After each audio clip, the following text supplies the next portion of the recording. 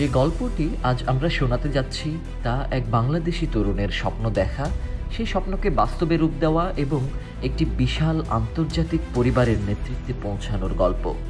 তিনি সরওয়ার আলম।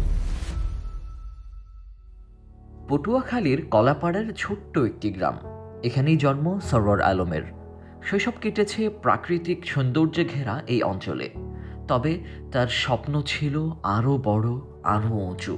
2006 সালে স্কলারশিপ পেয়ে উচ্চশিক্ষার জন্য পাড়ি জমান তুরস্কে।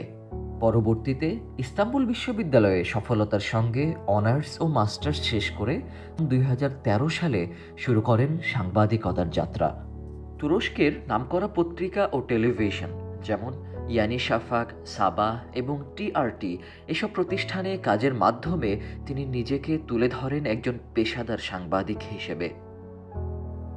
2016 সালে তিনি যোগ দেন মুসলিম বিশ্বের সবচেয়ে বড় সংবাদ সংস্থা আনাদুলু নিউজ এজেন্সিতে। এখানে 8 বছরের অভিজ্ঞতায় তিনি এখন চিফ রিপোর্টার এবং নিউজ পাবলিশার হিসেবে দায়িত্ব পালন করছেন। 2021 সালে সরওয়ার আলম শুরু করেন অনলাইন প্ল্যাটফর্মে কাজ। প্রথম দিকে তুরস্কের সমসাময়িক বিষয় নিয়ে ভিডিও আপলোড করলেও তার গবেষণাধর্মী এবং বিশ্লেষণমূলক কন্টেন্ট অল্প সময়েই ব্যাপক জনপ্রিয়তা পায়।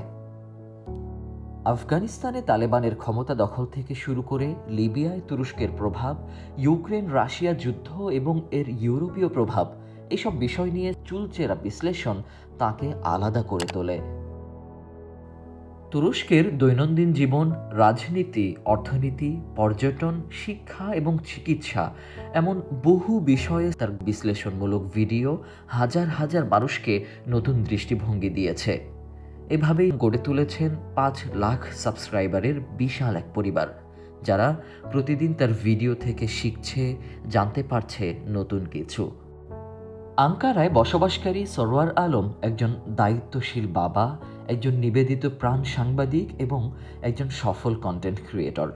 তার স্ত্রী বাংলাদেশি এবং তাদের একমাত্র সন্তান তাদের জীবনের আলো।